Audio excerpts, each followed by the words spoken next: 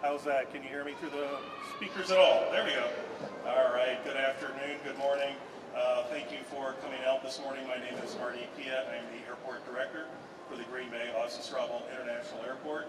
If you hadn't heard, Green Bay will be hosting the NFL Draft next week. We are incredibly excited about welcoming all of our new visitors to Green Bay and wish them to come back. In that effort, we have coordinated with our stakeholders on a number of different levels to make sure that access through Green Bay Airport is as efficient and safe as possible. So today we're going to talk to the Transportation Security Administration about some of the efforts they've taken to make sure that people can get through the screening checkpoint as quickly and efficiently as possible. We are no strangers to busy days and busy weeks. We just wanted to go through some of those initiatives that we'll be going through next week. So with that, I'm going to go ahead and turn it over to a TSA representative, and they will kick this off. So thank you again for coming.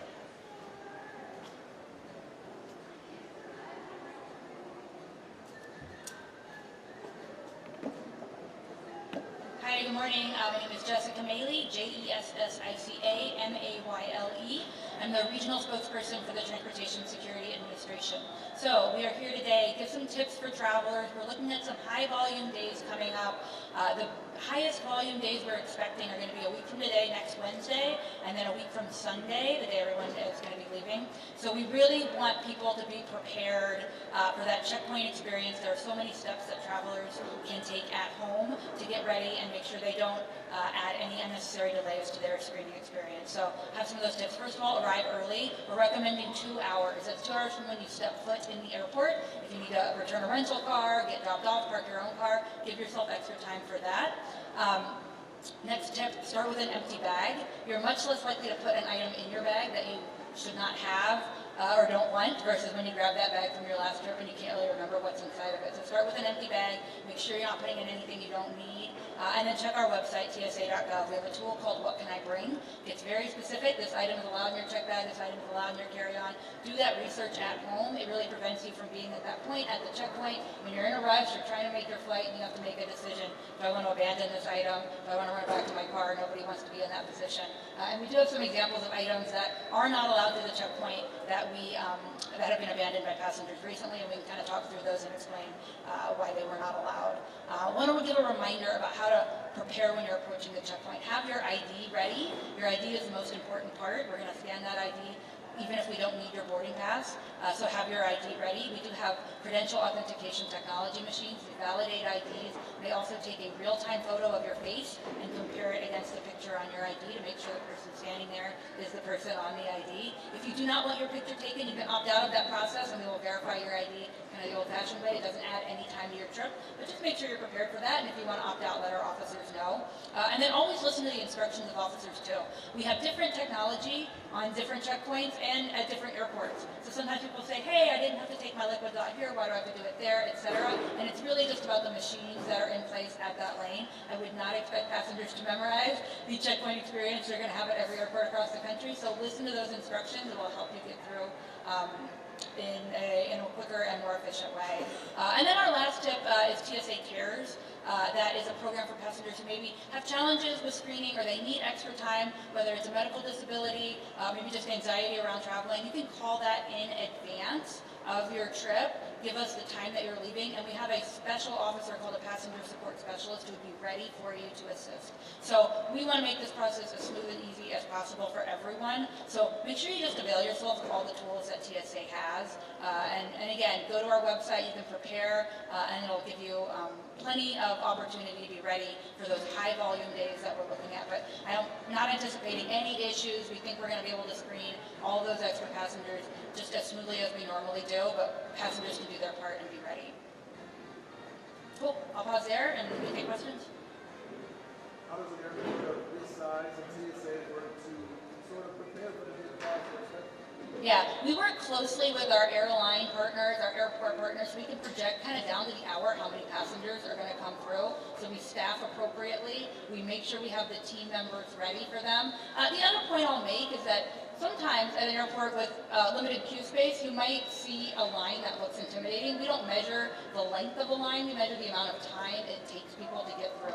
So I would say even if it comes in and it looks like there's a bit of a queue built up, just get in that line, be prepared, have those tiny items from your pockets out in your bag, zipped up, have that ID ready, and then that'll really help things keep moving. But our standard is 30 minutes for standard passengers, 10 minutes for pre-check passengers. We rarely exceed that, and we aren't anticipating any issues with meeting that standard in the coming days and weeks here. Between here and Appleton, do you bring in additional staff from other locations, or just staff completely local to those two locations? So we move any around? Do you want to take that real quick? Yeah, this is our Federal Security Director, Mark Lenvay. He can talk a little bit about the staffing adjustments. Good morning, Mark Lenvay, L-E-N-D-V-A-Y, excuse me.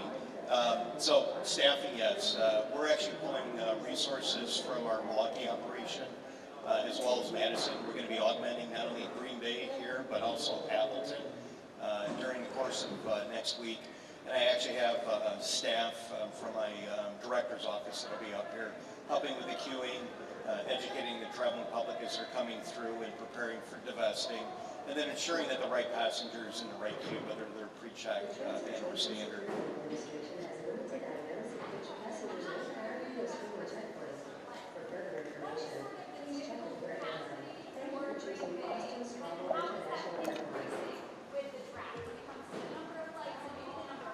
Sure, great question. So Green Bay on average runs just under 2,000 passengers during our peak, say, holiday season. For the week, we're looking at 40,000 individuals. That's our inbound traffic and outbound traffic. We also have a general aviation contingent, private aircraft that will be coming into our fixed-based operators here at the airport. We're looking at numbers probably right around the 2,500 peak day outbound. Now, as Jessica said, our modeling system gives us hourly compressions, so we know when the peaks will be hitting us. Typically, that 5 to 7 a.m. is going to be our biggest compression. That's the schedule the airlines have for flights to Detroit, Minneapolis, and Chicago. So that if you're coming in, you've got a 5:30, 6 o'clock departure. We do want to instruct you to be here at least an hour, hour and a half at most. And if you're checking bags, factor that in as well, because the queue for the ticket counter space will be backed up for those individuals that have checked baggage to check in. So all in all, 40,000 next Sunday. We think that'll be a record for Austin Strobel International Airport. Right now, it looks like the majority of the traffic will be between Green Bay, Appleton, and Milwaukee. We are not seeing a significant uptick in traffic from Milwaukee. The other thing we got to recognize is Easter's this Sunday, so we actually have kind of a second wave of travelers that will be outbound and also inbound coming in. So with that traffic, in addition to the draft, we'll probably across the state with the 8 commercial airports, we'll probably be in a 5 to 7% increase.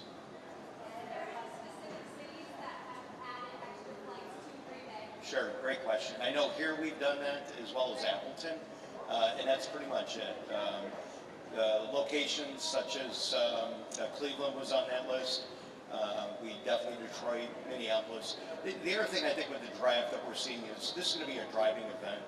When you think of the division that the Packers play in, the Bear fans, the Viking fans, the Lion fans, a lot of that traffic is going to be by car. And we're marrying that up with the lodging facilities. Just talking to the Wingate this morning, they're booked solid. So their challenge for the area is lodging. So we're seeing lodging going all the way down to Milwaukee. So that traffic that may be flying in the General Mitchell Airport will be renting the cars and coming up. So I think, for the state, the economic boom is huge.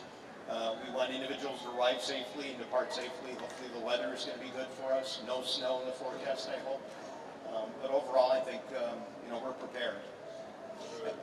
I do want to, so we had the Republican National Convention last year, obviously based in Milwaukee, so we've rehearsed this. This is really our 4th big event. We've had the DNC, we had the Riders' Cup, we just had the RNC, and now the draft for us. So we're going to be in the trenches and prepared for this. And as Jessica said, we're going to have our technicians and the equipment on site. Hopefully everything stays up and running and everybody's able to get through the airport very seamlessly and onto their final destinations. You mentioned extra staff and bringing in extra are not, and that's simply because we run the 4 lanes here. We're unique in the sense that we have the latest state-of-the-art technology for this airport size. So we have the credentialing authentication technology, we got computer tomography or CT technology, and then the advanced imaging technology. Airports this size in our system typically don't have all that technology in there. And for your awareness, all of our airports here in Wisconsin actually have the identical technology. Even our Eau Claire Rhinelander operation have what we have here, minus computer tomography. What are some of the most common issues or delays that you guys see, and how can travelers coming in and out, how can they avoid those issues? So probably the big one is a bottle of water that they get at the hotel. That when they go through their carry-on, go through the X-ray, they forget it. License, we have a number of individuals that may come to an event this size. They lose their wallet or they misplace the license, so now on their outbound trip, they're having to go through additional security to make certain their identity is who the passenger name record is in our system. And then the prohibited items. Please check the bag as you're packing. If you're traveling with a firearm, make certain you're checking that in your checked luggage and you're declaring that weapon. That weapon needs to be unloaded in a hard-sided case, lockable, then declare to the airline that that's coming through. But it's be smart. If you go to our website, we have the tips for travel. And I think individuals that are probably coming into the draft probably are traveling frequently. So our pre-check members and our trusted traveler global entry members will probably utilize the services that we have here. They know the divesting routine, but water, liquids, gels, and probably the driver's license are the 4 biggest hurdles that we see in the screening process. You mentioned the international travelers as well. How are you guys preparing for that? So for us, anything living here is domestic, so there isn't any international requirements per se. So the passport check, the airline will do that if they're connecting in Detroit, Minneapolis, or O'Hare.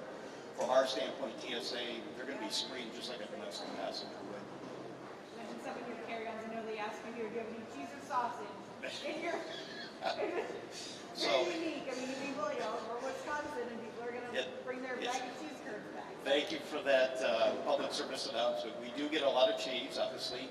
Cheese, in the sense of a brick, comes up in an opaque fashion, so that mimics some of the things that we're looking for in our system, and that is a common thing that we see really across the state. Same thing with the sausage when it's coming through, and so the officers will rehearse that as you're divesting.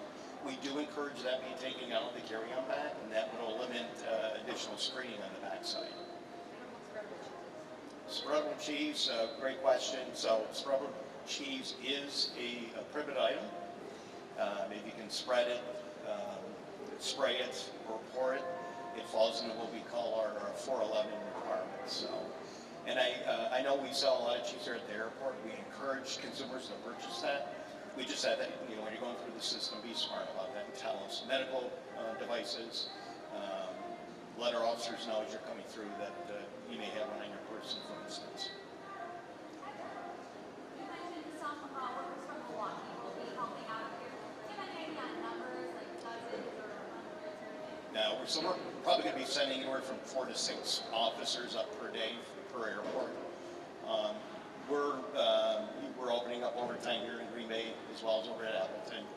All 4 lanes will be fully staffed, as well as our check baggage operations at the ticket counters, and then we'll have what we call floater officers that will be helping with announcements, questions. We may have some canines coming through. That's a common occurrence with those individuals. There's some additional screening that we do with either the canine or the cat. So all in all, on a daily basis, we'll be augmenting 4 to 6 officers.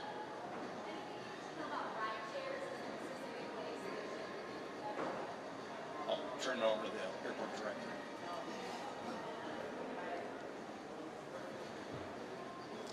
Great question. Rideshare partners, we have worked with our Uber and Lyft, our taxi cab operators, limo, black car services. So very easy. You exit the concourse out onto the front curb lane. Taxis, limos will be right outside on the, I'll call it the 4th lane, which is the inside outer lane. Uber, Lyft, all the ride shares will be in the same location, just a little bit further down, right outside baggage claim. We've worked with all of them to make sure that they have the inventory necessary to handle the influx of passengers, so we're confident that we'll have cars available for that as well. Marty, this is the end of 18 months of work for you. Maybe you can come on camera. What's it like to kind of get to this stage? We're talking about as days as opposed to months or years. Yeah, this is great. We've been building up for this since May of 2023 when the draft was announced that it would be in Green Bay. Day one, the first phone call was to our airline partners. We've been working with our airline partners to ensure that investment in service at Green Bay to make sure that we can get the fans into Green Bay to experience the full NFL draft experience. So I wanted to touch on that. I know there's a question about the added flights earlier, so thank you for that. Specifically, what we've seen here in Green Bay was United and American immediately adding additional frequency and larger aircraft to Chicago. We saw Delta add frequency and larger aircraft to Atlanta, Minneapolis, Detroit. We also saw American add round-trip nonstops from New York City. And Delta added additional flights between Salt Lake City, LAX, New York City, as well as Orlando. Those flights filled up so well that we actually heard yesterday that Delta added 2 additional flights between Minneapolis for next week. So we're seeing that those flights sell out pretty quickly. So that goes back to FSD Lende's comment that we'll see probably 40,000 people over the course of the week in and out of this airport, and we're ready for it. Marty, how about the GA side? In your field, what do you expect to happen with that? Is that going to be similar peak of traffic? How different is all of this to a regular game day? Yeah, so it's pretty easy to predict the commercial side with our airlines. We know what the flights are. So a little bit more unpredictable maybe on the general aviation side. But with that said, we know with the home Packer game, the NFC playoff game against Dallas, we saw 150 large general aviation aircraft. So we're able to park those on our various ramps and aprons in front of the fixed space operators. So we've been working with both Avflight and Jet Air to make sure that we have plans in place to park those aircraft. This is a little different. A home game, people come in, go to the game, and they leave. So this is going to be over the course of a week where we're making sure that people are parked where they can still access their aircraft, come and go as they need to. So it's taking quite a bit of coordination with not only the FBOs, but even air traffic control to make sure that we can handle the flow of traffic during the draft.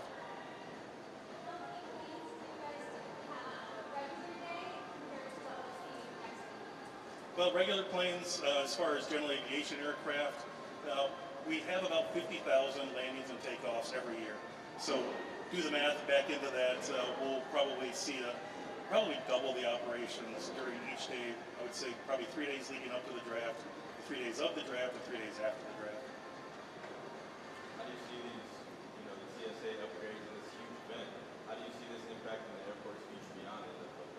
Well, I think the primary thing here is let's make a great first impression. The airport, for those that are flying in or flying out, this is the first and last thing they see of our community. So a lot of people coming to Green Bay, this will be their first time here. We want them to come back. Either extend their stay this time or want to come back and experience all that Northeast Wisconsin has to offer. So this is a great opportunity for the community to showcase themselves, which has been a great partnership, again, with TSA, the airlines, the rental cars, and all of our stakeholders. Kind of dovetail on that. Why do you think it's important that people have a smooth transaction, a smooth experience here in Green Bay? If you have a bad experience, you remember it. That's typically the way anything works in life. So we want to make sure that this is an efficient experience. We want to stand out a little bit as well. So as you look around when we're done today, take a look around. We've made a lot of effort in bringing Northeast Wisconsin into the airport. We want them to experience Northeast Wisconsin, all that it has to offer. To create that great experience and make sure that nothing goes wrong, because again, that's what people remember. We want them to remember the great experience. So I think what we'll do, do you have anything else to cover? We can go ahead and break, but certainly we're all available here for individual one-on-one questions if you are available. And thank you again for coming. We're looking forward to next week and look forward to seeing everyone out here.